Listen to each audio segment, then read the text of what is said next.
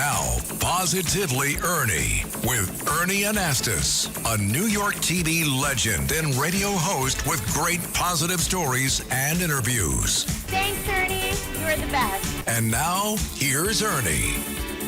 Hey, everybody. Welcome back to the show. Nice to have you here. We got another great one for you. I love doing this show. You know that because I talk to people who are really positive, have a lot of good things to share, and we all learn something. I learn all the time. One of the best things that I've discovered, being an anchor for so many years in New York, is you always ask questions, okay? And ask the questions that a lot of people want you to ask. And so I'm going to be asking a lot of questions to my guests. I want you to meet somebody right now. I'm going to put her right on camera because she's a lovely Amilya Antonetti. And Amilya, we've known each other for a long time. Yeah. A lot of people know you because you have done so many things. I mean, you've been on WABC radio. Yeah. I mean, Steve Harvey and Kelly Clarkson. You've done so many things, and people are probably saying, "Oh, Amilya, I know you." But for the people who don't know you, look, first of all, you have to understand that this woman is outstanding. First of all, say hi to everybody, okay? Hi, I'm so excited to be here. I was so excited all the way in. I was like, oh, this is like talking to a friend. You're like sitting down and just, you guys get to be a fly on the wall as we kind of chit-chat, right? I love talking to you. No, but you are terrific because you have a lot of things to talk about. And some of the people who may not be totally familiar with you, this woman is award-winning. She's an entrepreneur. She understands people's feelings. She is what they call a human behaviorist and understands all it. Written books. Award-winning Woman of Decade, author, designing genius, media personality, you name it, that's Amilya Antonetti. She's fantastic. So look, let's talk about, first of all, there's a lot going on in our world today in terms of human behavior. And you know how much I love that. I studied sociology. What is the biggest problem? I'm going to put you on the spot. What's the biggest problem people are facing today when it comes to human behavior? What is it? That they think they know what's happening. They actually think they know what's happening, and we don't. We only know our perspective of what's happening. And the minute that we share, right, and so I always say a starter statement for somebody is to, in the moment, say, what do you think is happening right now? And take that intake, because most people would say, oh, we're in an argument. And you go, oh, actually, I didn't think we were arguing.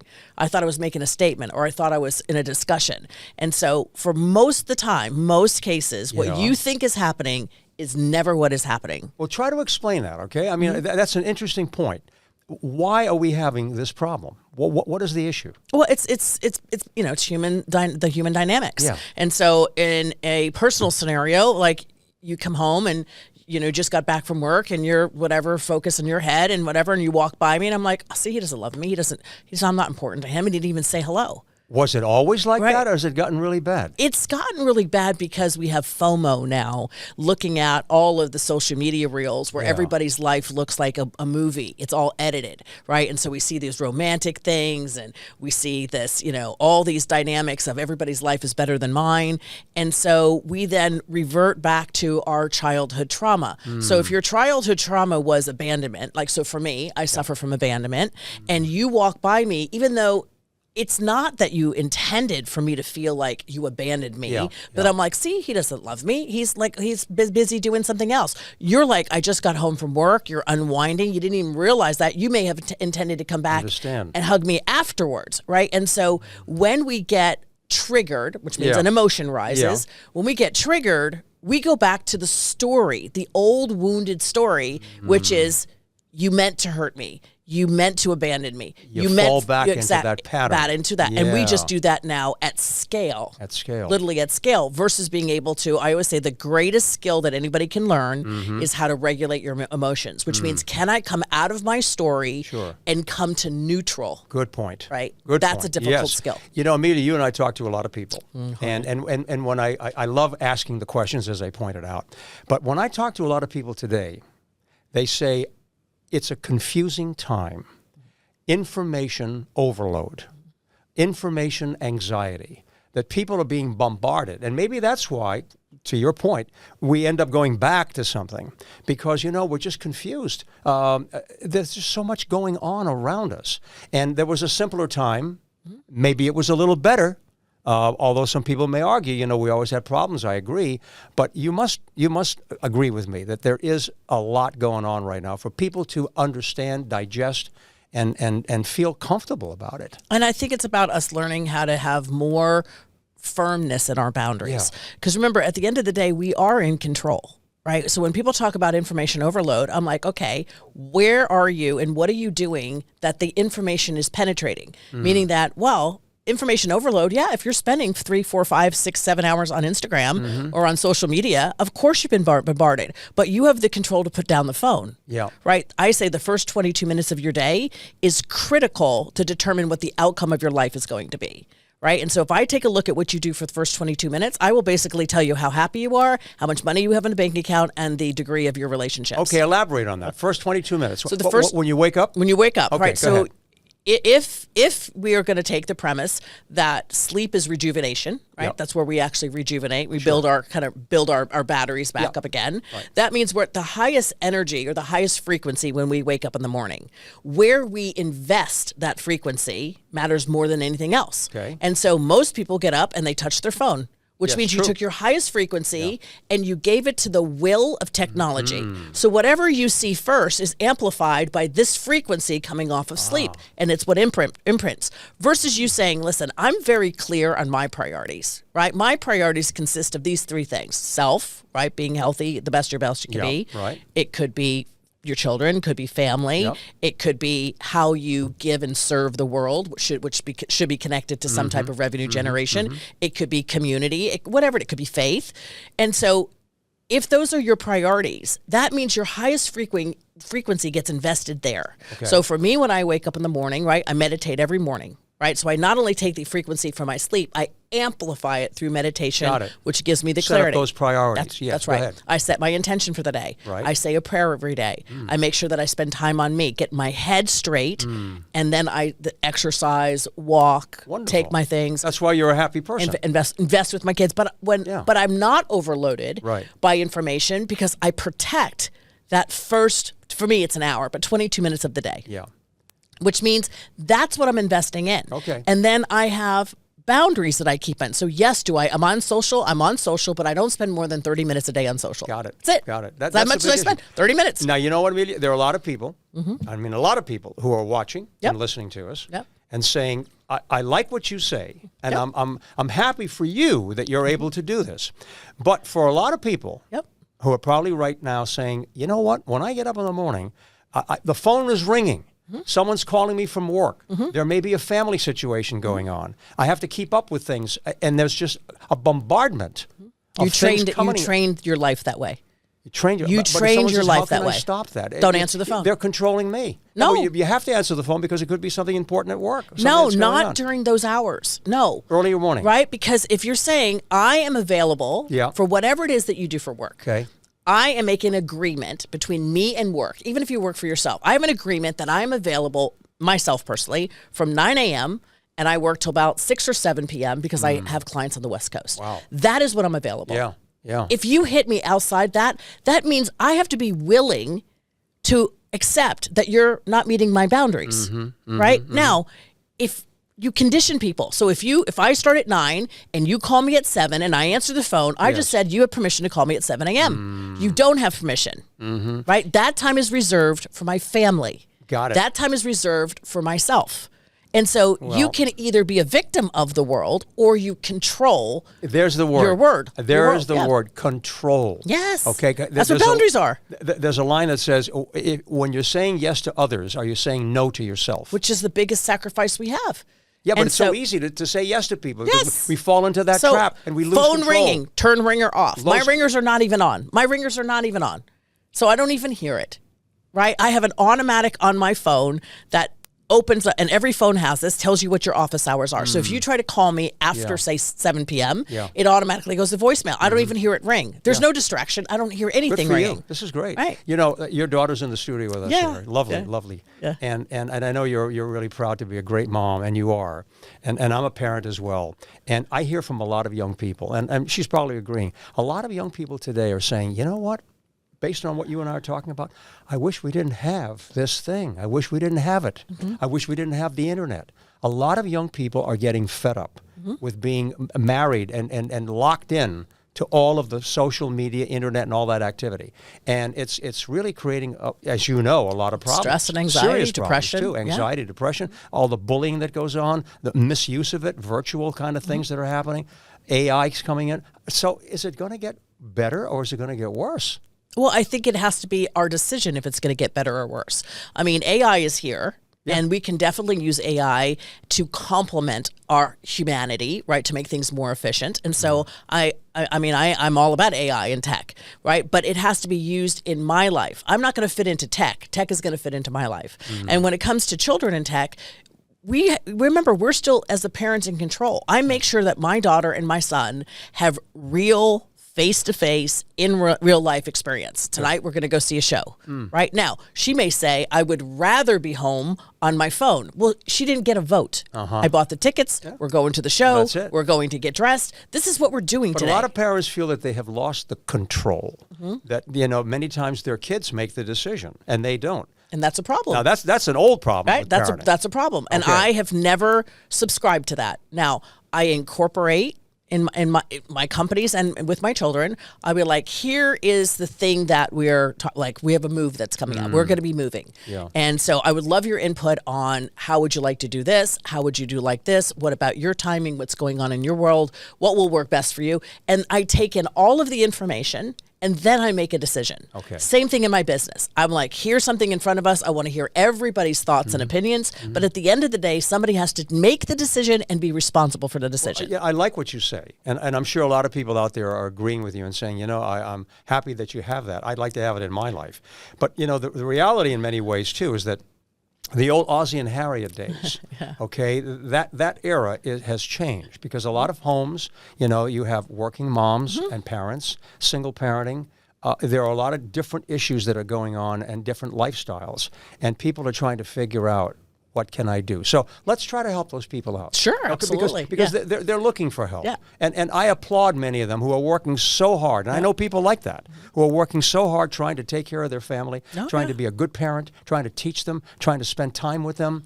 Not to mention, the cost of living today. I mean, it's unbelievable. It is insane. So there's a lot of stress, tremendous amount of stress on people. Okay, behaviorist specialist.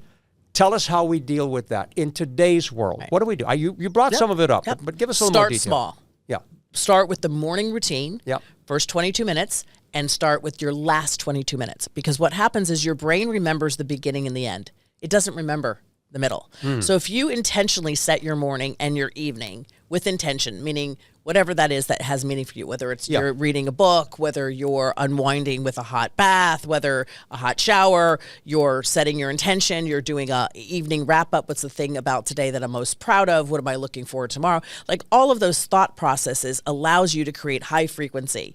If you do that and bookend your morning and your evening, your brain thinks it had a great day. Okay. It forgets the middle. That's interesting. And so start working from the bookends inward, right? I always tell people that once you get those habits, right, start with the morning routine because that's where your frequency morning is the highest. Very important. Very important. Evening routine sets you for the next day. Right. So I start my tomorrow at 9 p.m. the night before because I use all of my sleep in order to rejuvenate, and I start programming in my brain what I want for tomorrow. There you go. So my brain already thinks it's happening. You write it down? Oh, absolutely. Me too. Absolutely. Write it down. Every night. I always make a list, and a realistic list. I don't go like 15 things, but I'll do like maybe 4 or 5 things that are really important.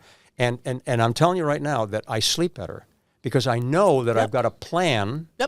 Plan your work and work your plan. Yes. I put it down on paper and I say, I know, because I'm a doer, that I'll get this done. So if you form that habit, it's a habit. That's all it is, a habit. Yeah. And so is the self-talk, right? Yeah. Work with, if you're trying to build confidence, before you go into sleep, say, what's one thing I'm proud of from today? What's one thing that I did that I'm proud of? I opened the door for somebody. I smiled. I used somebody's name. I made a connection, right? And then say, what am I looking forward to for tomorrow? Because that's how we build hope. Remember, if hope dies, we as a society dies. And so you have to say, okay, what am I looking forward to tomorrow? It starts to set the intention. So you set it that night before, you reinforce it in the morning by writing, this is my intention today, the one thing that I want to make sure I get done.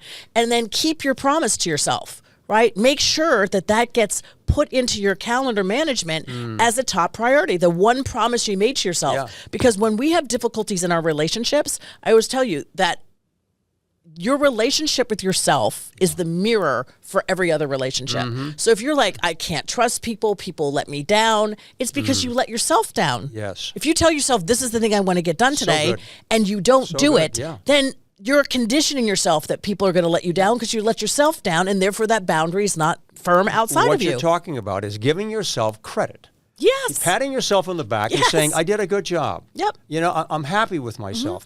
There isn't enough of that. I think, unfortunately, a lot of people can get negative vibes from different sources.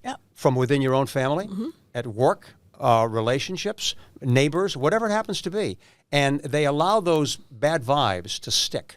Yeah, and they don't have to. You can take that energy push them away. And translate it into positivity. Like on the way here, right? So I was trying to, New York traffic, I was trying to get onto the freeway, right? And you only have a limited amount of time to get on. Okay, it's not like California. They leave you mile. You have a limited time to get on. And I was trying to get on, and the person was like, absolutely not. You are not getting in. And I was like, wow, I can't imagine what's happening in that person's life. That they are really going to be gung-ho about making sure that I don't get one car ahead of them. So I was like, I smiled, I waved. I'm like, no problem. Have a great day. And I got in right behind them because I could have taken that and internalized it into a negative. Instead, I was like, let me meet this person with compassion and empathy. Something must really be going on in their world that this is what matters. For me, I'm like, this event doesn't matter. I'm not going to give that any value, right? I'm going to give that meaning, but we have to be careful. We give things meaning. I like to give everything a positive meaning, not a negative. And so that's what you have to think about when you're not letting something stick,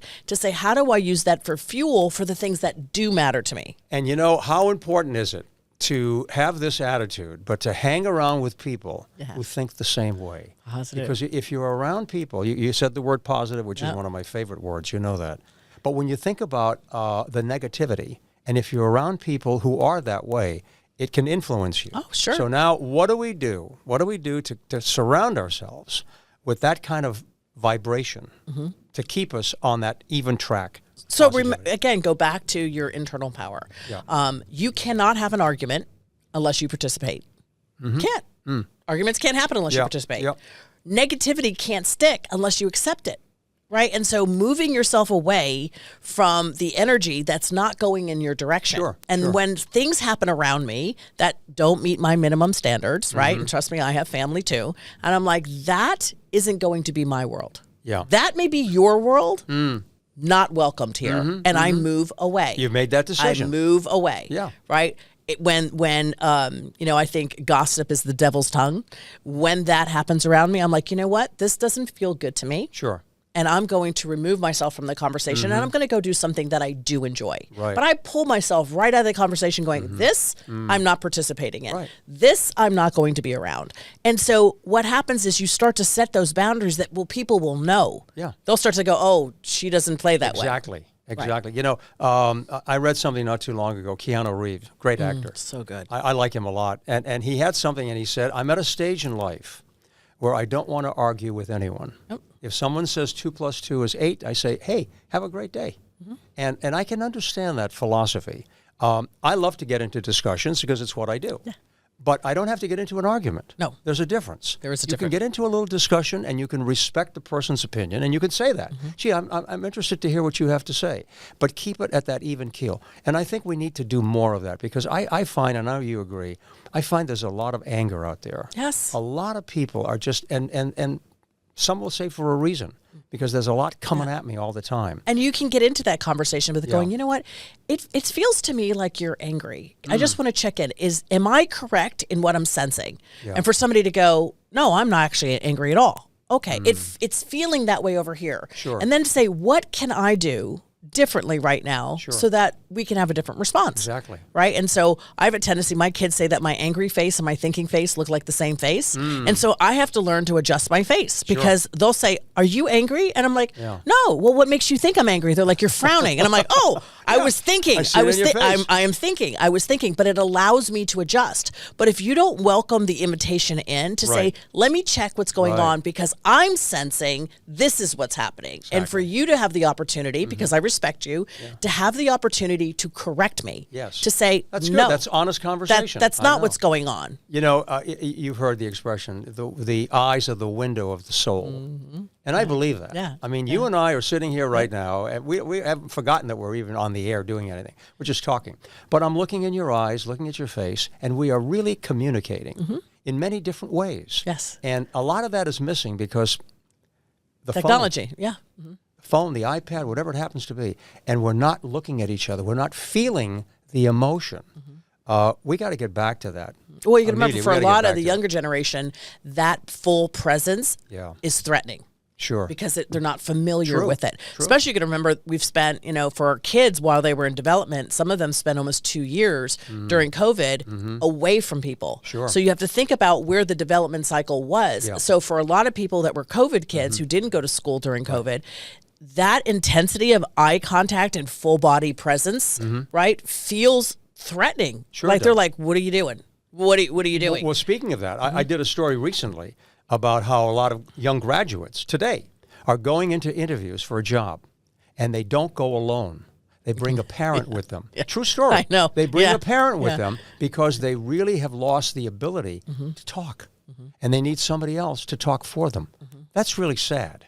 And we have to do something to change We that. have to practice. We I mean, do. I always say, listen, you and I are older, right? And so anytime We when are. I'm when I'm in Dunkin' Donuts, if I'm in Starbucks, and I see a young person, I make an intention to break a conversation with them. Hi, how are you doing today? Yeah. What did you order? Because I know that even that little bit gets them a little bit more comfortable talking to a stranger. So we have to get back to a village mindset, right? Don't just leave it to the parents, right? I mean, I'm a single parent. It's hard parenting, right? I got a son and a daughter, and so I need my community to also help me. So like when you came in, you talked to my daughter. Now, was she uncomfortable? She might have been uncomfortable, but it's an interaction for her. She's practicing and she's practicing. We have to remember that these young people need to practice for real life. We need to do that. And we all have to Yeah, do that. yeah. We all have to do that. Same thing too, if we feel like, somebody's having a difficult situation, we have to lean in and go, are you okay? Even if they're not our child, it looks like your suffering is happening here. Definitely. Are you okay? And Amelia, another piece to this is I believe it's important to have a sense of purpose in your life. Yes. If you have an understanding of what you're doing and why, that can make all the difference in the world. It gives you the confidence. That line, don't strive for success, strive for significance. Do something that has a purpose and value. And I find that the people who are most comfortable with themselves, like we were just talking, believe that they're doing something that is important. And it could be anything. Yes. That really has some value and purpose in life. And we got to make it smaller Yeah. for these young people. I mean, I see the struggle of them trying to figure out what they're going to be when they grow up. And we have to be more honest and transparent. I've had 9 different careers. Right? 9 different You're careers. amazing. Right? And so it's okay to change your mind. It's okay to perfect a different craft. Yes. When you look at it from, my side, right? Everything that I've done in my career, somehow, some way, was connected, but I didn't know that when I was looking forward at it. But people are trying to figure out, what am I going to do for the next 40, 50 years of my life? I'm like, why don't you just figure out what you want to do this year? Right. Just figure out what you want to do this year.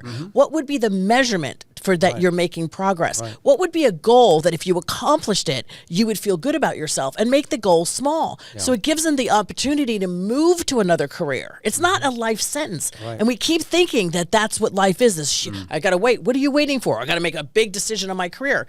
Do you? Try this when you're young. Try different things. Try different roles. I would say that hire somebody you wouldn't normally hire. Train them. Lean in. The number one thing people want is mentorship. Right. They're looking for somebody to take an interest in them and share your life, what you've learned and your life skills with those other people. And a lot of this, it can happen in different venues. Certainly home is the center. And if we as parents are able to help our children, guide them, give them the opportunity to have their roots and then the wings to be able to fly and come back whenever they want. That's important. I think our schools have a responsibility. I mean, sometimes, a lot of people say, no, you shouldn't do that in school. Shouldn't do what? I mean, there are some basics of teaching children to have good conversations. Yes. And teaching children to have respect for each Yes.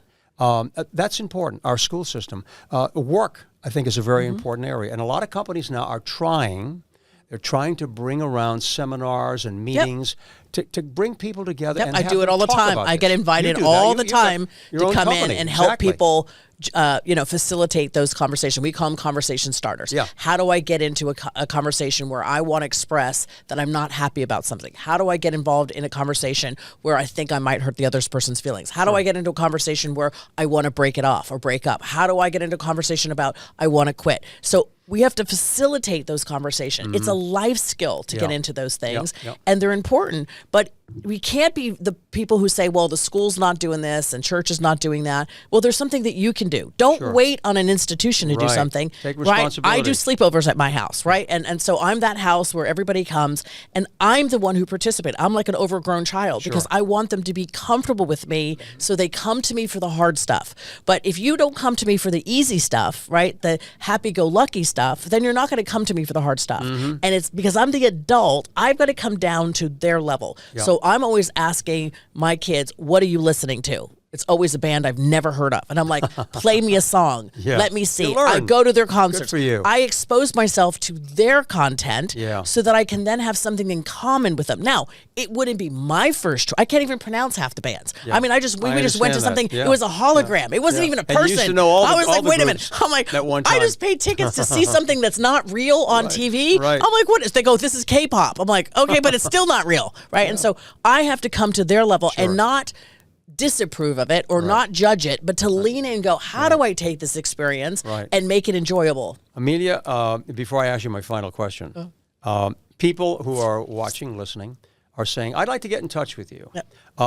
Give us, contact information. If someone wants to reach you for various reasons, whether it's for business or whether it's for, having them consult and so forth, tell people where they can reach you. Yeah, so if you spell my first name, Amilya, Amilya, so Amilya.com is my website, designinggenius.com is my business. You can find me on LinkedIn underneath Amilya Antonetti. You can find me on every social platform underneath Amilya. So just because my spelling is weird on the first name, you can pretty much find me anywhere. Spell it.